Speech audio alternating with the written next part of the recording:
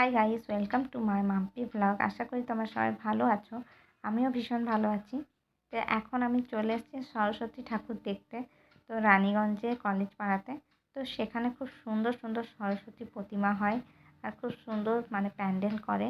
তো দেখার মতন বেশ খুব ভালো লাগে। তো সেই জন্য চলে এলাম কলেজ পাড়ায়। তো দেখতেই পাচ্ছ কি সুন্দর মা সরস্বতী। তো খুব সুন্দর সাজানো হয়েছে, খুব বড় বেশ সরস্বতী করেছে। এখানে ঠাকুরটা বড় করেছে। আর দেখতেই পাচ্ছ আমি আর তোমাদের দাদাভাই একটু রেগে রেগে আছে। কারণ আমি বললাম যে চলো, ওর ইচ্ছে ছিল না যাওয়ার, কারণ শরীরটা ওর ভালো ছিল না। তো বললো যে কালকে যাব। আমি বললাম না, আজকেই যাবো সরস্বতী ঠাকুর দেখতে। তো সেই জন্য রেগে রেগে ছিল একটু।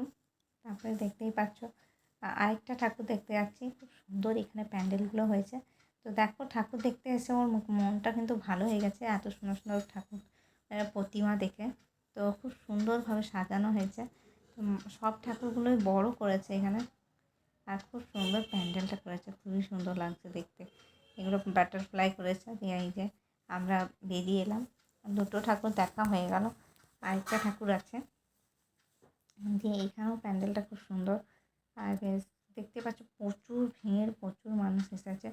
তো খুব সুন্দরভাবে সাজানো হয়েছে, সিনারি করেছে। তো সেগুলো দেখতে দেখতে যাচ্ছিলাম। আর এইখানে বেশ ঠাকুরটা ছোট্ট মতন প্রতিমা। তো খুব সুন্দর, খুব মিষ্টি লাগছে দেখতে মা সরস্বতীকে। তারপরে আরও এখানে অনেক কিছু করেছে সিনারি। তো সেগুলো দেখাচ্ছি। দেখো পতাকা কি সুন্দর। আর এইখানে খুব সুন্দর প্রদীপ দিয়েছে, পতাকার ইয়েটা ফুল দিয়ে সাজিয়েছে। তারপরে এখানেও দেখে পরে আমরা আরেকটা জায়গায় চলে যাচ্ছি। সেটাও তোমাদেরকে দেখাচ্ছি। তারপরে এখানে কত সুন্দর মেলার মতন অনেক কিছু বসেছে, দোকানপাট থেকে কানের থেকে শুরু করে সমস্ত কিছু। আর বাচ্চাদের দোলনা এই সমস্ত কিছু বসেছে।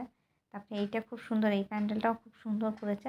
তো এইখানে আবার মাটি দিয়ে করেছে, জল কাদা ক্যাচকিচা গুহার ভিতরে।